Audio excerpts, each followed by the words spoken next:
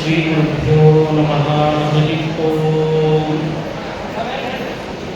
ಶುದ್ಧಾನಂದೋರು ಸಂವಿದ್ಯುತಿಬಲಬಹುಲೋದಾರ್ಯವೀರ್ಯಾದಿದೇಹಂ ಚಿಂತಾ ಸಂತಾಪಲೇಪೋದ್ಭವಕೃತಿಮುಖರಾಶೇಷದೋಷಾತಿದೂರಂ ಸದ್ಭಿರ್ವೈರಾಗ್ಯಭಕ್ತಿಶ್ರುತಿಮತಿನಿಯತಧ್ಯಾನಜಜ್ಞಾನಯೋಗಾತ್ ಗಮ್ಯಂ ವಂದೇ ಮುಕುಂದಾಮಿಧಮಬಲಮಲಂ ಬ್ರಹ್ಮವೇದಾन्तವೇದ್ಯಂ ಅಭ್ರಮಂ ಭಂಗರಹಿತಂ ಅಜಡಂ ವಿಮಲಂ ಸದಾ ಆನಂದತೀರ್ಥಮತುಳಂ ಭಜೆ ತಾಪತ್ರಯಾಪಹಂ ಮೂಕೋಪಿ ಯತ್ಪ್ರಸಾದೇನ ಮುಕುಂದಶಯನಾಯತೆ ರಾಜರಾಜಾಯತೆ ರಿಕ್ತೋ ರಾಘವೇಂದ್ರಂ ತಮಾಶ್ರಯೇ ಆಪಾದಮೌಲಿಪರ್ಯಂತಂ ಗುರುಣಾಮಾಕೃತಿಂ ಸ್ಮರೇತ್ ತೇನ ವಿಘ್ನಾಃ ಪ್ರಣಶ್ಯಂತಿ ಸಿದ್ಧ್ಯಂತಿ ಚ ಮನೋರಥಾಃ. ಶ್ರೀ ಹರಿವಾಯು ಗುರುಗಳ ಚರಣಾರವಿಂದಗಳಲ್ಲಿ ಭಕ್ತಿಪೂರ್ವಕ ಪ್ರಣಾಮಗಳನ್ನು ಅರ್ಪಿಸಿ ಪರಮ ಪೂಜ್ಯ ಸುಯತೀಂದ್ರ ತೀರ್ಥ ಶ್ರೀಪಾದಂಗಳವರ ಮಹಾಸಮಾರಾಧನೆಯಲ್ಲಿ ಈ ಪ್ರವಚನದ ಜ್ಞಾನಯಜ್ಞ ನೆರವೇರಿಸಬೇಕು ಅಂತ ಪ್ರಸ್ತುತ ಪೀಠಾಧಿಪತಿಗಳಾದ ಶ್ರೀ ಸುಬುಧೇಂದ್ರ ತೀರ್ಥ ಶ್ರೀಪಾದಂಗಳವರ ಆದೇಶದಂತೆ ನಡೀತಾ ಇದೆ. ಪೀಠಾಧಿಪತಿಗಳಾದ ಶ್ರೀ ಸುಬುಧೇಂದ್ರ ತೀರ್ಥ ಶ್ರೀಪಾದಂಗಳವರನ್ನು ಭಕ್ತಿಪೂರ್ವಕ ನಮಸ್ಕರಿಸಿ, ಪಂಡಿತರಾದ ಕಿರಿಯಾಚಾರ್ಯರನ್ನು ಕೂಡ ನಮಸ್ಕರಿಸಿ, ಹಿರಿಯ ವಿದ್ವಾಂಸರನ್ನು ನಮಸ್ಕರಿಸ್ತಾ ಆಚಾರ ಪರಮೋ ಧರ್ಮ ಅನ್ನುವ ವಿಷಯವನ್ನು ಕುರಿತು ಪ್ರವಚನ ಮಾಡಬೇಕು ಅಂತ ತಿಳಿಸಿದ್ದಾರೆ. ಆಚಾರ ಪರಮೋ ಧರ್ಮ ಅನ್ನೋ ವಿಷಯ ಬಹಳ ಗಹನವಾದ ವಿಷಯ. ಸ್ಮೃತಿ ಗ್ರಂಥಗಳಲ್ಲಿ ಈ ಧರ್ಮ ಆಚಾರ ಬಗ್ಗೆ ಬಹಳಷ್ಟು ಮಾಹಿತಿಗಳನ್ನು ನಾವು ಕೊಟ್ಟದ್ದು ನೋಡ್ತೇವೆ. ಮನುಷ್ಯನಿಗೆ ಬಯಕೆ ಇರೋದು ಯಾವುದೊಂದು ಅಂದರೆ ಸುಖದ್ದು. ಹೆಚ್ಚು ಮನುಷ್ಯ ಯಾವಾಗಲೂ ಕೂಡ ಅರಿಸಿ ಹೋಗೋದು ಯಾವುದನ್ನ, ಯಾವಾಗಲೂ ನನಗೆ ಸುಖ ಇರಲಿ ಅಂತ ಬಯಸಿ ಹೋಗ್ತಾನೆ. ಸುಖಕ್ಕೆ ಯಾವ ಉಪಾಯ ಅಂತ ಅರಿಯಲ್ಲ, ಅರಿತರೂ ಕೂಡ ಅದನ್ನು ಪ್ರಯತ್ನ ಪಡ್ಲಿಕ್ಕೆ ಹೋಗಲ್ಲ. ಒಮ್ಮೊಮ್ಮೆ ಪ್ರಯತ್ನ ಪಡ್ಲಿಕ್ಕೆ ಹೋದಾಗಲೂ ಮೊದಲನೇ ಹಂತದಲ್ಲಿ ಸ್ವಲ್ಪ ಅವನಿಗೆ ಸಮಸ್ಯೆ ಅನಿಸಿದಾಗ ಮತ್ತೆ ಅದನ್ನು ಅನುಸರಿಸಲ್ಲ, ಹೊಸದನ್ನು ಬಯಸ್ತಾನೆ. ಇದ್ಯಾಕೋ ಸರಿ ಹೋಗಲಿಲ್ಲ, ಇನ್ನೊಂದು ಯಾವುದಾದ್ರೂ ಇರಬೇಕೇನೋ ಅಂತ. ಮನುಷ್ಯನ ಸ್ವಭಾವನೆ ಅದು. ಬಯಸ್ತಿರೋ ಸುಖವನ್ನಾದರೂ ಸುಖಕ್ಕೇನು ಉಪಾಯ ಅನ್ನೋದನ್ನು ಅರಿಯದೆ ಭ್ರಮಿಸಿ ಯಾವ್ಯಾವುದೋ ದಾರಿಯಲ್ಲಿ ಬೀಳ್ತಾನೆ. ವಾಸ್ತವಿಕವಾಗಿ ಮನುಷ್ಯ ಸುಖ ಪಡೋದು ಯಾವುದರಿಂದ? ಬಯಸಿ ಹೋಗುವವನಿಗೆ ಅತ್ಯಂತ ಅದ್ಭುತವಾದ ಉಪಾಯ ಅಂದರೆ ಯಾವುದು? ಬೇರೆ ಇನ್ಯಾವುದೂ ಅಲ್ಲ. ಮನುಷ್ಯ ಯಾವಾಗಲೂ ಸುಖದಿಂದ ಇರಬೇಕಾದ್ರೆ ಧರ್ಮವನ್ನು ಚೆನ್ನಾಗಿ ಆಚರಣೆ ಮಾಡಬೇಕು. ಧರ್ಮವನ್ನು ಆಚರಣೆ ಮಾಡಬೇಕು, ಆಚಾರಶೀಲನಾಗಬೇಕು. ಯಾರು ಆಚಾರಶೀಲನಾಗ್ತಾನೆ ಅವನು ತನ್ನ ದುಃಖಗಳನ್ನು ಕಳೆದುಕೊಂಡು ಸುಖವಾಗಿ ಇರಲಿಕ್ಕೆ ಸಾಧ್ಯ ಆಗ್ತದೆ. ಹಿಂದಿನವರು ಕಂಡುಕೊಂಡ ಸತ್ಯ ಅದು ವೈಜ್ಞಾನಿಕವೂ ಹೌದು. ಹಿಂದಿನವರಿಗೆ ಕಷ್ಟ ಬಂದಿಲ್ಲ ಅಂತ ಭಾವಿಸಬಾರದು. ಹಿಂದಿನವರು ಸಾಕಷ್ಟು ಕಷ್ಟಗಳನ್ನು ಅನುಭವಿಸಿದ್ದಾರೆ. ಆದರೆ ಸ್ವಾರಸ್ಯ ಏನು ಅಂದರೆ ಕಷ್ಟಗಳನ್ನು ಬ್ಯಾಲೆನ್ಸ್ ಮಾಡೋದನ್ನು ಅವರು ಚೆನ್ನಾಗಿ ಕಲಿತಾರೆ. ಇದು ನಮಗೆ ಬರಬೇಕು. ನಮಗಿವತ್ತು ಸ್ವಲ್ಪ ಕಷ್ಟ ಆಗ್ತದೆ ಅಂತಾದಾಗ ಕೂಡಲೇ ಆತ್ಮಹತ್ಯೆಗೆ ಶರಣಾಗಲಿಕ್ಕೆ ಹೋಗ್ತಾನೆ. ಇತ್ತೀಚೆಗಂತೂ ಎಕ್ಸಾಮ್ ಟೈಮು, ಸಾಕಷ್ಟು ಜನಗಳ ಮನೆಯೊಳಗೆ ಪರೀಕ್ಷೆ ನಡೀತಿರ್ತದೆ. ಕೆಲವರು ಪರೀಕ್ಷೆಗೆ ಹೋಗೋ ಹಿಂದಿನ ದಿನವೇನೆ ಕಾಲೆಲ್ಲ ನಡೀಲಿಕ್ಕೆ ಶುರುವಾಗಿದೆ. ಯಾಕೆಂದರೆ SSLC ಬಂತು, PUC ಬಂತು ಅಂತ ಒಂದು ಮಾರ್ಕ್ಸ್ಗೆ ಎಕ್ಸಾಮಿಗೆ ಮನುಷ್ಯ ಪೂರ್ಣ ತನ್ನನ್ನು ತಾನು ಕುಗ್ಗಿಸ್ಕೊಂಡ್ಬಿಡ್ತಾನೆ. ಅವನಿಗೆ ಬ್ಯಾಲೆನ್ಸ್ ಮಾಡಲಿಕ್ಕೆ ಆಗ್ತಾ ಇಲ್ಲ. ಇವತ್ತಿನ ಭಾಷೆಯಲ್ಲಿ ಇದನ್ನು ಸ್ಟ್ರೆಸ್ ಅಂತ ಕರೀಲಿಕ್ಕೆ ಶುರು ಮಾಡಿದ್ದಾರೆ. ಎಂಗ್ಸೈಟಿ. ಮನುಷ್ಯನಿಗೆ ವಿಪರೀತವಾದಂಥ ಸ್ಟ್ರೆಸ್ ಶುರುವಾಗಿದೆ. ಸಣ್ಣ ಸಣ್ಣ ಮಕ್ಕಳಿಂದ ಆರಂಭ ಮಾಡಿ ಹೆಚ್ಚು ವಯಸ್ಸಾದ ಹಿರಿಯರು ತನಕನೂ ಕೂಡ ಸ್ಟ್ರೆಸ್ಸಿನಲ್ಲಿ ಮುಳುಗಿ ಅತಿ ಹೆಚ್ಚು ದುಃಖವನ್ನು ಅನುಭವಿಸಲಿಕ್ಕೆ ಪ್ರಾರಂಭ ಮಾಡಿದ್ದಾರೆ. ಹಿಂದಿನವರು ಕಂಡುಕೊಂಡ ಸತ್ಯ ಏನು ಅಂದರೆ, ಒಂದು ಕ್ಷಣವೂ ಸುಮ್ಮನೆ ಕೊಡದೇನೆ ಒಳ್ಳೆಯ ಧರ್ಮ ಕರ್ಮ ಆಚರಣಶೀಲತೆಯನ್ನು ರೂಢಿಸ್ಕೊಂಡ್ಬಿಟ್ರೆ ಸ್ಟ್ರೆಸ್ ತಾನಾಗಿ ಪರಿಹಾರ ಆಗಿರುತ್ತೆ. ಇದು ನೋಡಿ ನಮ್ಮ ಹಿಂದಿನವರು ಹೇಳಿಕೊಟ್ಟಂಥ ಪದ್ಧತಿ. ಕೃಷ್ಣ ಒಂದು ಮಾತು ಹೇಳ್ತಾನೆ ಭಗವದ್ಗೀತೆಯಲ್ಲಿ. ಕೃಷ್ಣ ಹೇಳುವ ಮಾತು ಮನುಷ್ಯನ ಜೀವನಕ್ಕೆ ಎಷ್ಟು ಅಮೂಲ್ಯ ಅಂತ ನಮ್ಗೆ ಅರ್ಥ ಆಗ್ತದೆ. ಅದು ಸಾರ್ವಕಾಲಿಕ ಸತ್ಯ, ಅದು ವಜ್ರದಂಥ ಮಾತು. ಕೃಷ್ಣ ಹೇಳ್ತಾನೆ, ನಹಿ ಕಶ್ಚಿತ್ ಕ್ಷಣಮಪಿ ಜಾತು ತಿಷ್ಠತ್ಯಕರ್ಮಕೃತ ಅಂತಾನೆ. ಒಂದು ಕ್ಷಣವೂ ಕೂಡ ಮನುಷ್ಯ ತನ್ನ ದೈಹಿಕವಾದ ಚಲನವಲನಗಳನ್ನು ಮಾಡದೇ ಇರಲೂಬಾರದು ಕೂಡ.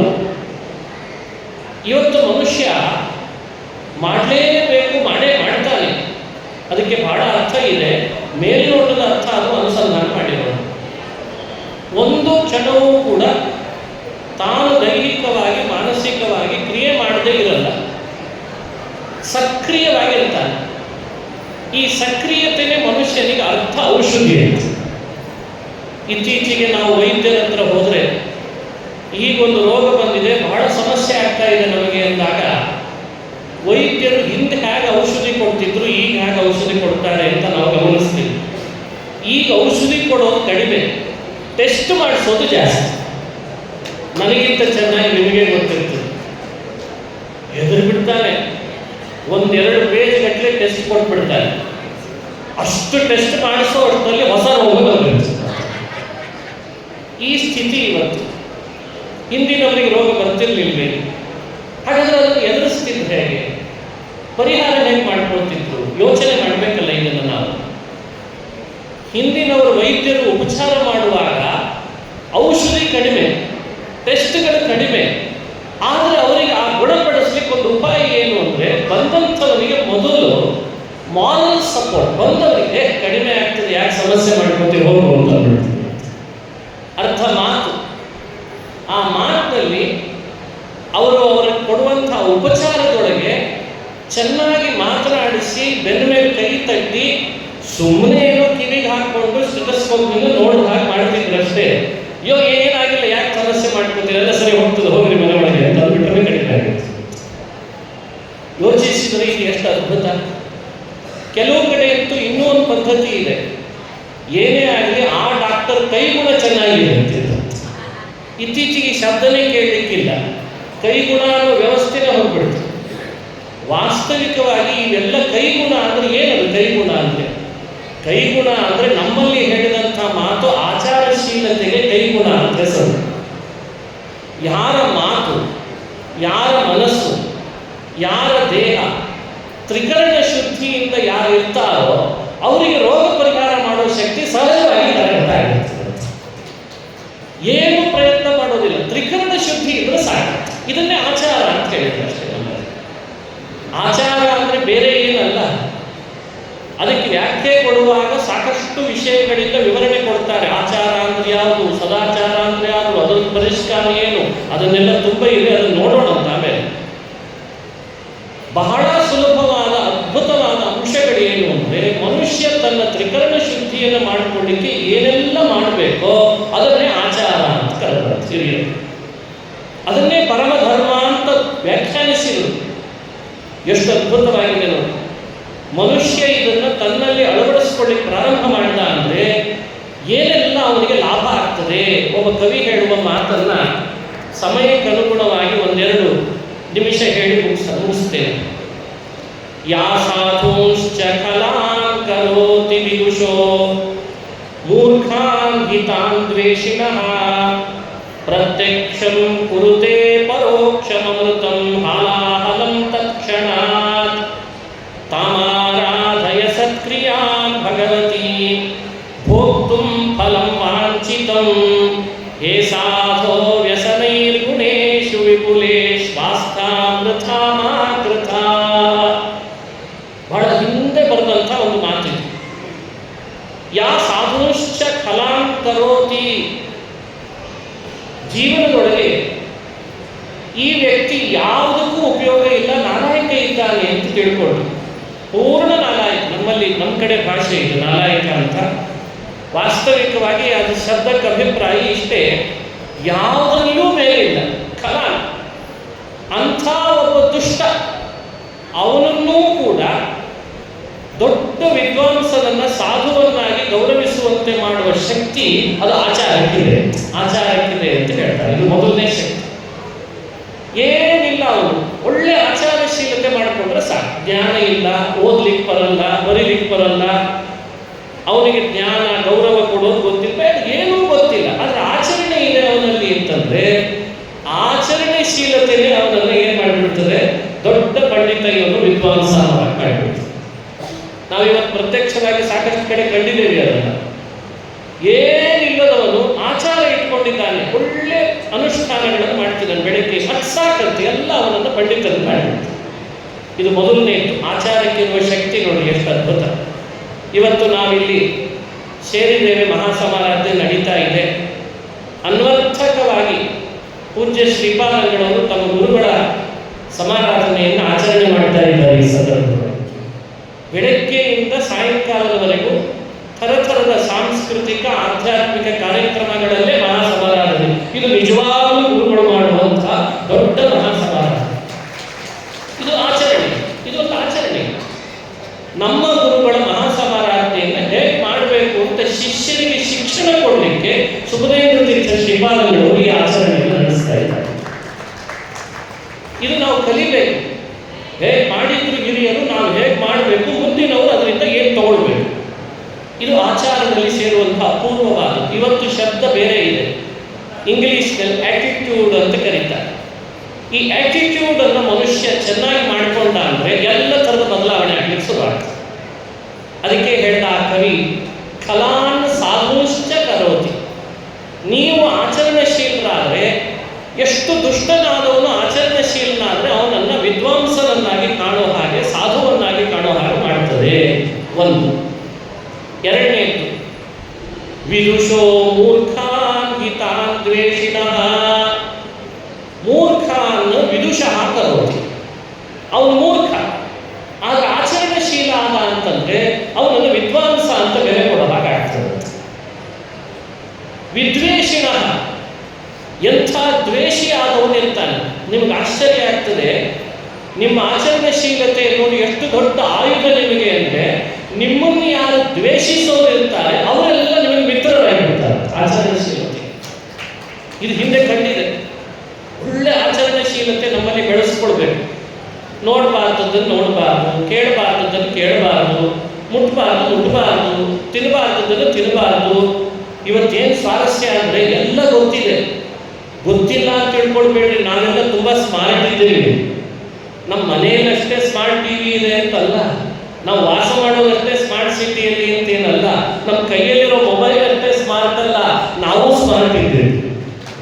ಎಷ್ಟು ಸ್ಮಾರ್ಟ್ ಇದ್ದೇವೆ ಅಂದರೆ ಇದನ್ನು ತಿನ್ನಬಾರದು ಅಂತ ಗೊತ್ತಿದೆ, ಆದರೂ ಕೂಡ ಏನಾಗ್ತದೆ ನೋಡೇ ಬಿಡೋಣ, ಈಗ ತಿನ್ಲಿಕ್ಕೆ ಶುರು ಮಾಡ್ತಾರೆ.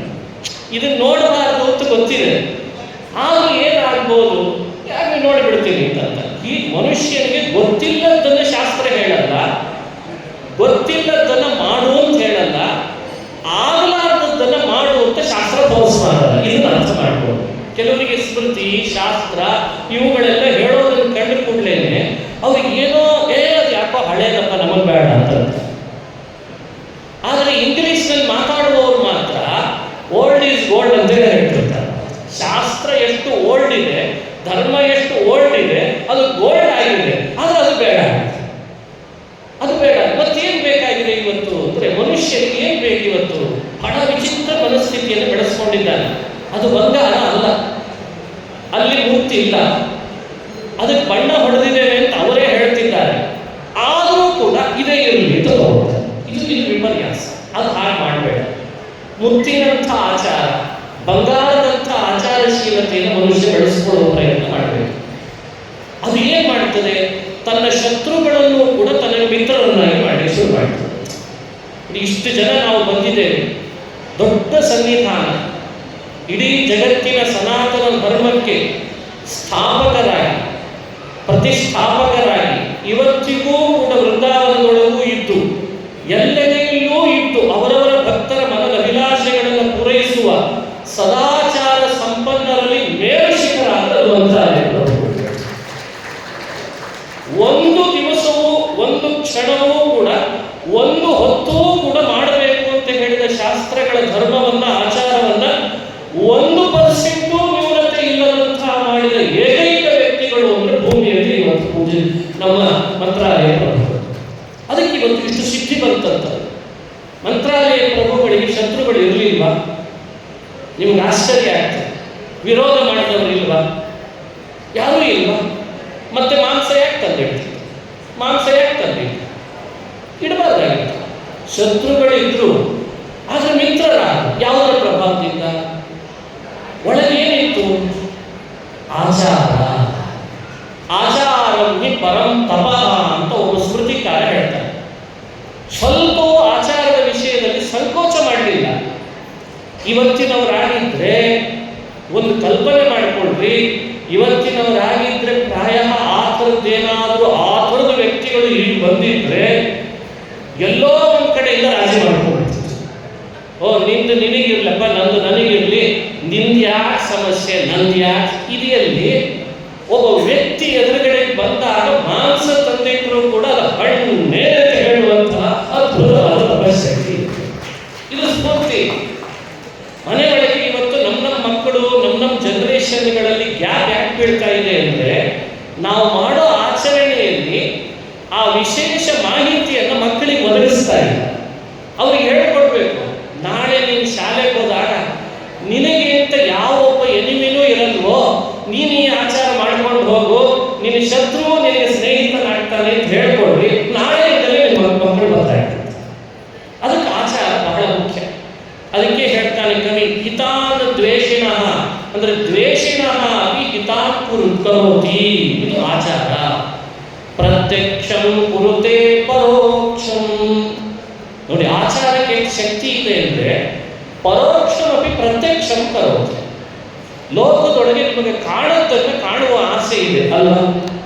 ಇತ್ತೀಚೆಗೆ ಅದರದ್ದು ಹುಚ್ಚು ಬಹಳ ಹಿಡಿದಿದೆ ಎಲ್ಲರಿಗೂ. ಏನೋ ಒಂದಿದೆ, ಮುಂದೆ ನಡೀಲಿಕ್ಕಿದೆ ನನ್ನ ಜೀವನದಲ್ಲಿ, ಇವತ್ತೇ ನನಗೆ ಬೇಕಲ್ಲ ನೋಡಬೇಕು ಅಂತ ಆಸೆ.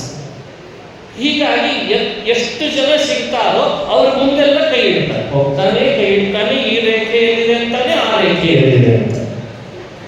ಆ ರೇಖೆ ಎಲ್ಲಿದ್ರೆ ಏನಪ್ಪ ಆಗ್ಬೇಕಾದದ್ದು ಹಾಗೆ ಆಗ್ತದೆ.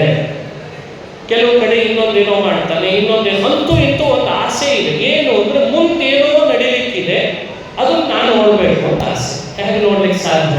ಆಗ್ತದೆ ಅಂತ ಹೇಳ್ತಾರೆ ಶಾಸ್ತ್ರದಲ್ಲಿ. ಆಗ್ತದೆ ಯಾವುದನ್ನು ಮಾಡಿದ್ರೆ? ದಿನನಿತ್ಯ ನೀನು ಆಚರಣಶೀಲನಾಗು, ಮುಂದೇನು ನಡೀಲಿಕ್ಕಿದೆ ಅದು ಇವತ್ತೇ ಕಾಣಿಸ್ಲಿಕ್ಕೆ ಶುರುವಾಗ್ತದೆ. ಇದು ಆಚಾರಕ್ಕಿರುವ ಶಕ್ತಿ, ತಾಕತ್ತು. ಒಬ್ಳಿದ್ಲು ಸಾಧ್ವಿ ಶಿರೋಮಣಿ. ತನ್ನ ಯಜಮಾನಿಗೆ ರೋಗ ಬಂದಿತ್ತಂತೆ. ಒಬ್ಬ ದೊಡ್ಡ ತಪಸ್ವಿ. ಆ ತಪಸ್ವಿ ಕಾಡಿನಲ್ಲಿ ಭಾರೀ ತಪಸ್ಸು ಮಾಡಿ ಸಿದ್ಧಿಪಡಿಸ್ಕೊಳ್ತೇನೆ ಅಂತ ಎಲ್ಲ ಪರಿತ್ಯಜಿಸಿ ತಪಸ್ಸಿಗೆ ಕೂತ್ಕೊಂಡಿದ್ದ. ಇದ್ದಕ್ಕಿದ್ದ ಹಾಗೆ ಒಂದ್ಸಲಿ ಕಣ್ಣು ಬಿಟ್ಟ. ತಪಸ್ಸು ಬಹಳ ದಿನ ಮಾಡಿದ್ದ, ಕಣ್ಣು ಬಿಟ್ಟ. ಅವನ ತಪಸ್ಸು ಎಷ್ಟು ದಿನ ಮಾಡಿದ್ದ ಅಂದ್ರೆ ಅವನ ತಲೆ ಮೇಲ್ಗಡೆಯಲ್ಲಿ ಒಂದು ಸಣ್ಣ ಗೂಡು ಕಟ್ಟಿ, ಗೂಡಿನ ಮೇಲೆ ಪಕ್ಷಿಗಳು ಮೊಟ್ಟೆ ಬಿಟ್ಟು, ಮೊಟ್ಟೆ ಹಾಕಿ ಪಕ್ಷಿಗಳು ಕೂಡ ಮೊಟ್ಟೆಯ ಮರಿಗಳನ್ನು ಹಾಕಿದ್ದಂತೆ. ಅಷ್ಟು ತಪಸ್ಸು ಮಾಡಿದ್ದ. ಇದ್ದಕ್ಕಿದ್ದ ಹಾಗೆ ಒಂದ್ಸಲಿ ಆತ ಕಣ್ಣು ಬಿಟ್ಟ. ಮೇಲ್ಗಡೆ ಹಾರ್ತಿದ್ದ ಪಕ್ಷಿ ಇವನ ಕಣ್ಣಿನ ಹೊರಗಿನಿಂದ ಬಂದ ಕಿಡಿಗೆ ಸುತ್ತೋಗ್ಬಿಡ್ತು. ಭಾರಿ ಖುಷಿಯಾಗ್ಬಿಡ್ತವೆ. ಅಬ್ಬ, ಇಷ್ಟು ದಿವಸ ನಾ ಮಾಡಿದ ತಪಸ್ಸು ನನಗೆ ಸಿದ್ಧಿ ಆಯಿತು.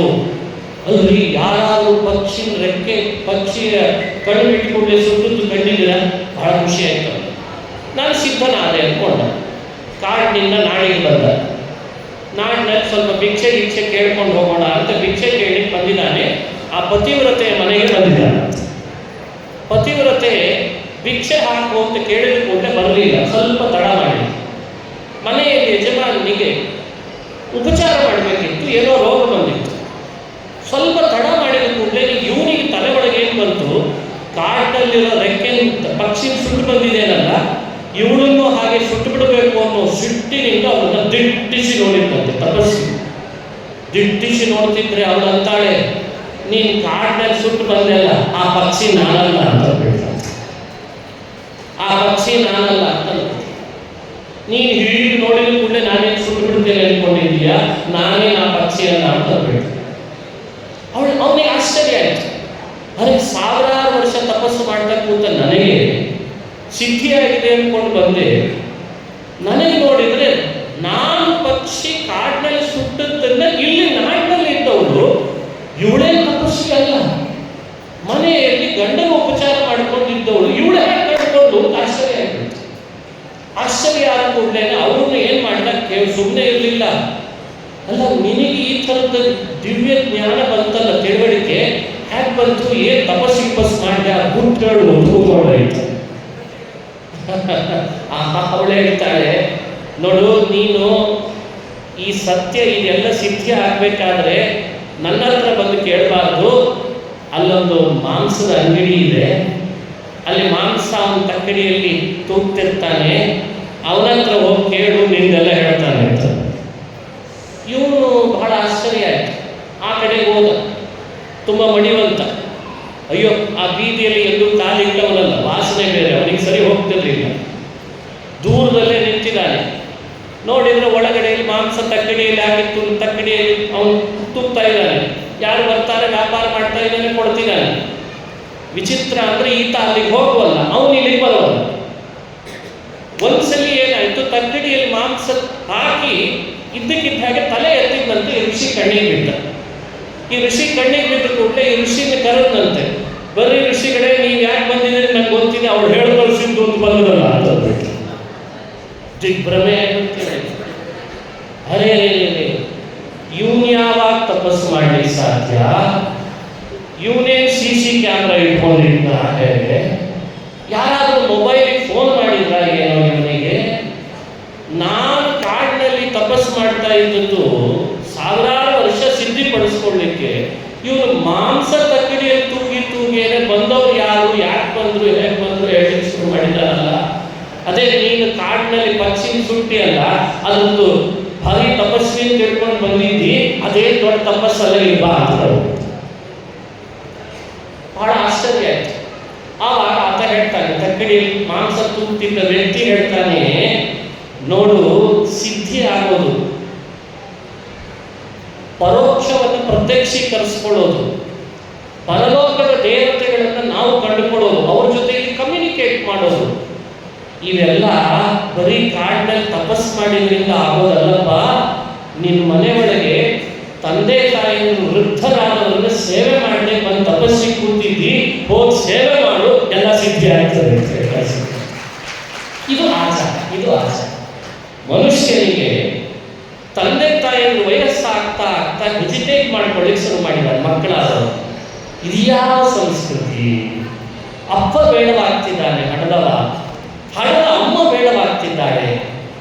ಇದೆಂಥ ವಿಚಿತ್ರ ಮನಸ್ಥಿತಿ ಬರಲಿಕ್ಕೆ ಶುರುವಾಗಿದೆ. ಇದೇ ಪಿಜ್ಜಾ ತಿಂದಾಯ್ತೋ, ಬರ್ಗರ್ ತಿಂದಾಯ್ತೋ, ಅಥವಾ ನಾವೆಲ್ಲ ಅಧ್ಯಯನಶೀಲತೆಯಲ್ಲಿ MA PhD ಡಾಕ್ಟರ್ ಆದ್ವಿ ಅಂತ ಆಗ್ತಾ ಇದ್ದೇವೋ, ಅಥವಾ ಇದು ಯಾವ ಸಿಸ್ಟಮ್ನಲ್ಲಿ ಕರಪ್ಟ್ ಆಗ್ತಾ ಇದೆ ಯೋಚಿಸ್ಬೇಕಲ್ಲ ನಾವು. ಆಚಾರ ಇಲ್ಲ, ಸಂಸ್ಕೃತಿ ನಶಿಸಿ ಹೋಗ್ತಿದೆ. ಆಚಾರ ಇಲ್ಲ, ಹಿರಿಯರ ಬಗ್ಗೆ ಎಲ್ಲ ಗೌರವ ನಶಿಸಿ ಹೋಗ್ತಿದೆ. ಯೋಚಿಸಬೇಕಂದ್ರೆ ಯಾರೆಲ್ಲ ಇಲ್ಲಿ ಬಂದವರಿದ್ದೀರಿ, ಅವರವರು ತಮ್ಮ ಹಿರಿಯರು, ತಂದೆ ತಾಯಿ, ಅಜ್ಜ, ಅವರನ್ನ ನಮಸ್ಕರಿಸಿ ಪಾದ ಗಟ್ಟಿ ಮುಟ್ಟಿ ಅವರ ಜೀವನದಲ್ಲಿ ಮುಂದೆ ಏನು ಸ್ಟೆಪ್ ತಗೊಳ್ಬೇಕೋ ಅದೇ ಅವರಿಗೆಲ್ಲ ಮಾಡಿಸ್ಲಿಕ್ಕೆ ಶುರು. ಇನ್ ಫ್ಯೂಚರ್ ಮನುಷ್ಯನಿಗೆ ಭವಿಷ್ಯವನ್ನ ತನ್ನ ಜೀವನದಲ್ಲಿ ರೂಪಿಸ್ಕೊಳ್ಬೇಕು, ಇದನ್ನೇ ನಾನು ಆಗಬೇಕು ಅಂತ ಯಾರಿಗಾದ್ರೂ ಆಸೆ ಇದ್ರೆ ಚೆನ್ನಾಗಿ ಆಚಾರ ಮಾಡ್ಲಿಕ್ಕೆ ಶುರು ಮಾಡಿ. ಆಚರಣೆಶೀಲ ಸದಾಚಾರನಾಗಲಿ, ಯಾರನ್ನೂ ಕೇಳದೇನೆ ಡಿಸಿಷನ್ ಮೇಕಿಂಗ್ ಈಸ್ ಒಬ್ಬ ವ್ಯಕ್ತಿ ತನ್ನ ಡಿಸಿಷನ್ ಅನ್ನು ತಾನೇ ತಗೊಳ್ಳಿಕ್ಕಾಗ್ತದೆ. ಇದು ಆಚಾರಕ್ಕೆ ಇರುವ ಶಕ್ತಿ. ಅದಕ್ಕೆ ಹೇಳ್ತಾರೆ, ಪ್ರತ್ಯಕ್ಷಂ ಕುರುತೆ ಪರೋಕ್ಷಂ ಅಮೃತಂ ಹಾಲಾಹಲಂ ತತ್ಕ್ಷಣಾತ್. ಹಾಲಾಹಲಮಪಿ ಪ್ರತ್ಯಕ್ಷಂ ಕುರುತೆ ಅಮೃತಂ ಕುರುತೆ. ಹಾಲಾಹಲ ವಿಷ ಇದೆ, ಅದು ವಿಷ ನೋಡಿದ್ರೆ ಮತ್ತೆ ಆಚರಣಶೀಲತೆ ಎದುರುಗಡೆ ಬಂದ ಅಂದ್ರೆ ಅದನ್ನು ಮುಟ್ಟಿದ ಕೂಡಲೇ ಆಚಾರ ಅಂದರೆ ಅದು ವಿಷವೂ ಕೂಡ ಅಮೃತ ಆಗಲಿಕ್ಕೆ ಶುರುವಾಗ್ತದೆ. ಮನೆಯೊಳಗೆ ಸೌಳು ನೀರಿದೆ, ಬಹಳ ಬಹಳ ಸೌಳು ನೀರಿದೆ, ಹಾಯಲ್ಲಿ ಇಟ್ಕೊಳ್ಳಿಕ್ಕೆ ಆಗ್ತಾ ಇಲ್ಲ. ನೀವು ಆಚರಣಶೀಲರಾದರೆ ನೋಡಿ, ಇಂತಿಂಥ ಆಚರಣೆಗಳನ್ನು ಶಾಸ್ತ್ರದಲ್ಲಿ ಹೇಳಿದಂತೆ ಮಾಡಿ, ಮನೆ ಒಳಗಿರುವ ಅದೇ ಸೌಳು ನೀರಿನ ಬಾವಿ ಸಿಹಿ ನೀರಾಗಿದೆ ಅಂತ ಹೇಳ್ತಾರೆ. ಆ ಶಕ್ತಿ ನೀವು ಆಚರಣಶೀಲತೆ. ಇಷ್ಟನ್ನು ಹೇಳಿ ಆ ಕವಿ ಹೇಳ್ತಾನೆ, ಎಲ್ಲ ಶಕ್ತಿಗಳನ್ನ ಸಿದ್ಧಿಪಡಿಸ್ಕೊಳ್ಳಿಕ್ಕೆ ನಮ್ಮ ನಿಮ್ಮಂತಹ ಸಾಮಾನ್ಯ ವ್ಯಕ್ತಿಗಳಿಗೂ ಅವಕಾಶ ಕೊಟ್ಟಿದೆ ಶಾಸ್ತ್ರ. ನಾವು ಆ ಆಚರಣಶೀಲತೆಯನ್ನು ದೂರಿ ತಿರಸ್ಕರಿಸಿ ಇವತ್ತು ಯಾವುದೋ ಒಂದು ಹೊಸ ರೀತಿ ವಿಕೃತಿಗೆ ಬೆರಲಿಕ್ಕೆ ಹೋದ್ವಿ ಅಂದರೆ ಇದಕ್ಕೆ ಉಲ್ಟಾ ಅನಿಸೋದು, ಬೇರೆ ಏನಲ್ಲ, ಇದಕ್ಕೆ ಉಲ್ಟಾ ಆಗ್ತದೆ. ಅದನ್ನು ಪ್ರತ್ಯೇಕ ಬಿಡಿಸಿ ಹೇಳೋದು ಬೇಡ. ಮನೆಯಲ್ಲಿರೋ ಸಿಹಿ ನೀರು ವಿಷ ಆಗಲಿಕ್ಕೆ ಶುರು ಆಗ್ತದೆ ಅಷ್ಟೇ. ಈಗ ಕಾಣೋದು ಕಾಣಿಸ್ಲಿಕ್ಕೆ ಶುರು ಆಗಲ್ಲ, ಶುಗರ್ ಜಾಸ್ತಿ ಆಗಲಿಕ್ಕೆ ಶುರು ಆಗ್ತದೆ.